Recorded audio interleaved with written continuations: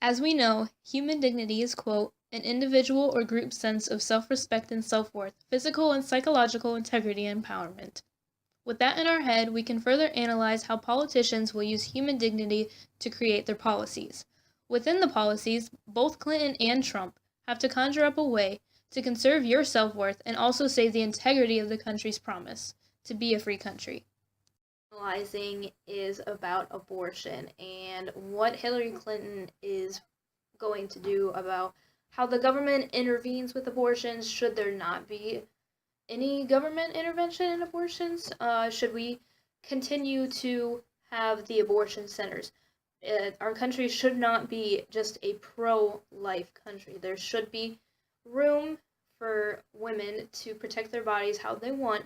In the case of the mothers, if they do want an abortion, for them to have an abortion. She believes pro-choice is the best route to go, and Donald Trump is severely against that. You can take the baby and rip the baby out of the womb in the 9th month on the final day. And that's not acceptable. Well, that is not what happens in these cases. And using that kind of scare rhetoric is just terribly unfortunate. You should meet with some of the women that I've met with, women I've known over the course of my life. This is one of the worst possible choices that any woman and her family has to make. And I do not believe the government should be making it. You know, I've had the great honor of traveling across the world on behalf of our country. I've been to countries where governments either forced women to have abortions like they used to do in China or forced women to bear children like they used to do in Romania. I want to build. So, during my analysis of these politicians, I will be using text from Julia Serrano. She wrote an essay called Why Nice Guys Finish Last. Basically, it's an analysis of the predator versus prey mindset versus nice guys versus assholes. Like, why nice guys always seem to finish last and why the bad boys always seem to get the girl. I will be incorporating this into analyzing the politicians' their own policies and how each one develops more of their predator versus prey mindset, how they're going to have one side be better than the other or have like each side work together. Maybe not as more of a predator versus prey, but how you will protect women with women's rights or again with men and men's rights.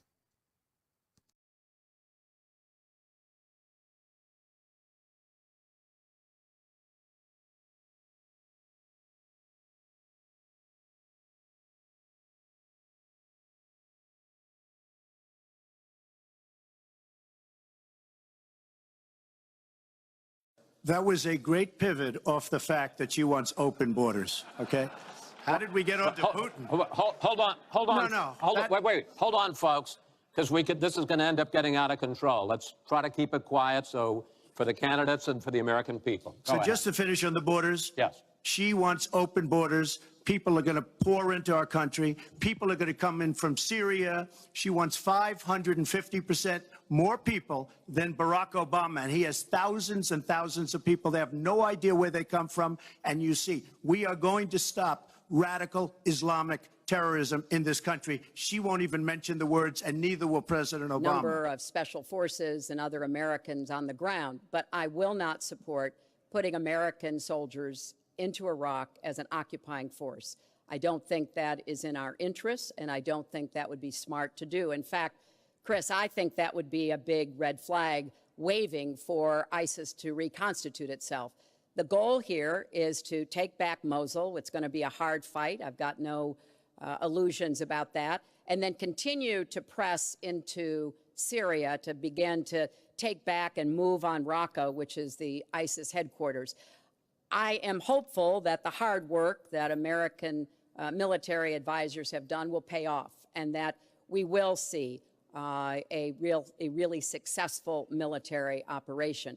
But we know we've got lots of work to do. Syria will remain a hotbed of terrorism as long as the civil war, aided and abetted by the Iranians and the Russians, continue. So I have said, look, we need to keep our eye on ISIS. That's why I want to have an intelligence surge that protects us here at home, why we have to go after them from the air, on the ground, online, why we have to make sure here at home we don't let terrorists buy weapons. If you're too dangerous to fly, you're too dangerous to buy a gun.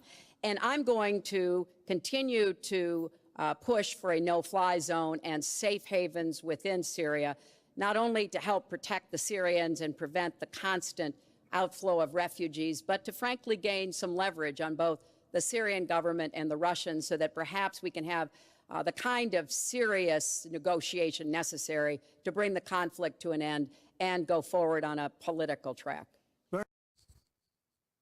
Donald Trump is adamant about making our borders safe from Islamic terrorism. He goes about and talks how Hillary Clinton and Barack Obama will still not use the words Islamic terrorism. He believes that you have to face the situation head on.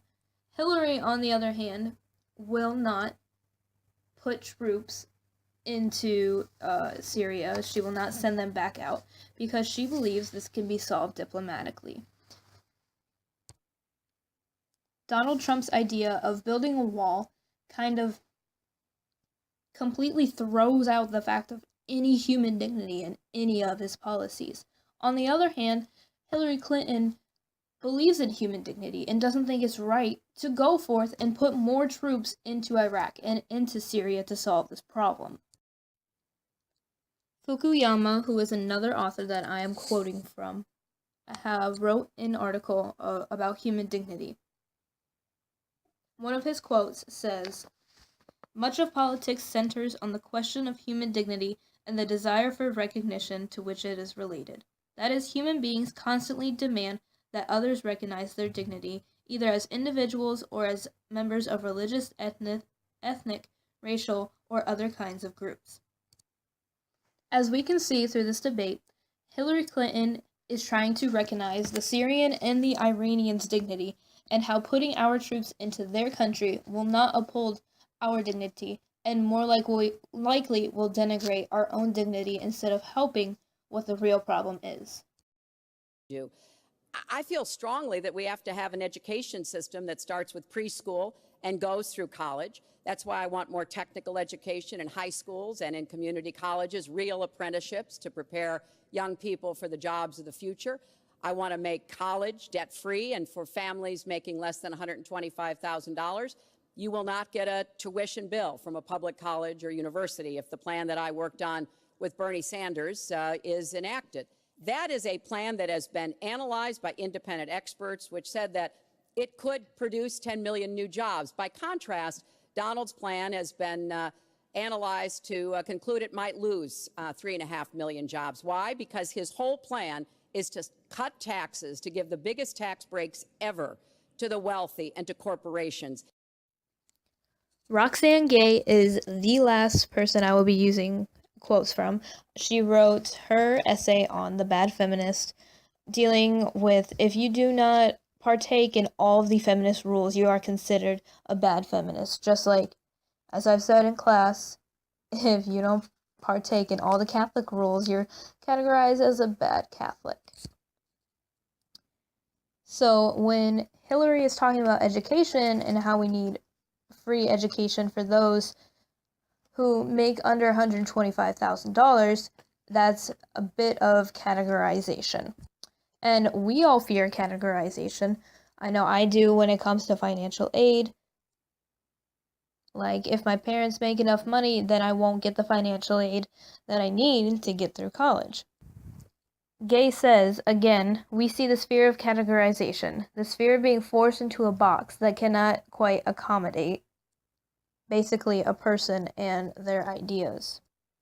So with Hillary Clinton's economic tax plan, she incorporates trying not to categorize those who get taxed more and taxed less. She does, however, say that there will be big tax breaks for the middle class, as it should be. She said we will be working on middle to the top tax returns and will be pushing the bigger companies and bigger profit makers to pay more taxes.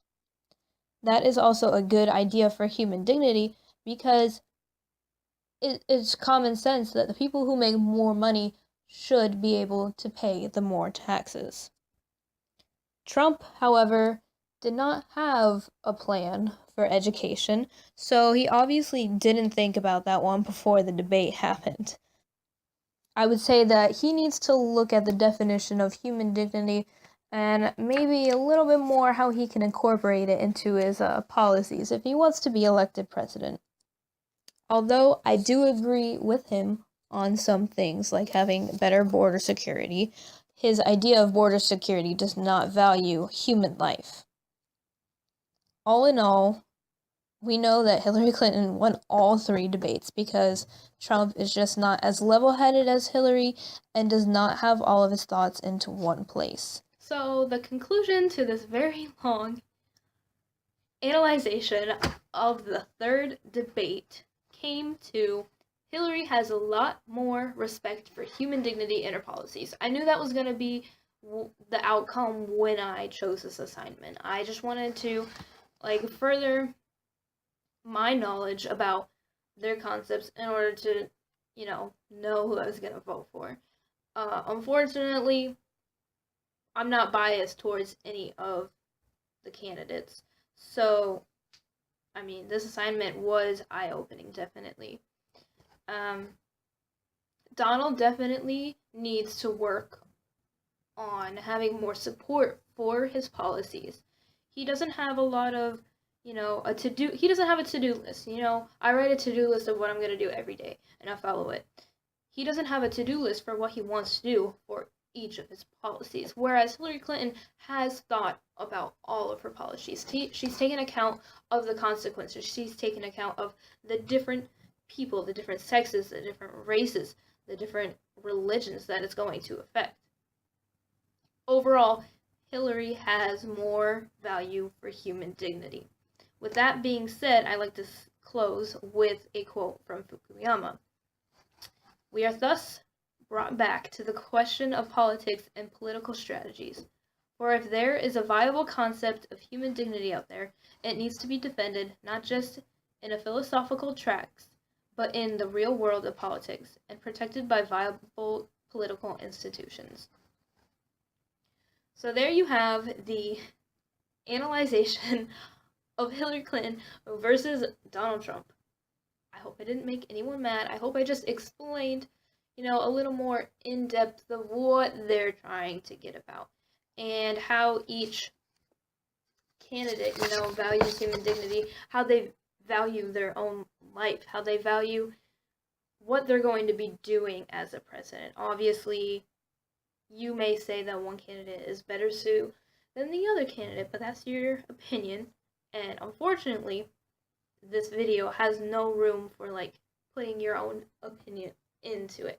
It's just an analyzation of the debate, which came down to Hillary Clinton has more value and respect for human dignity in her political policies.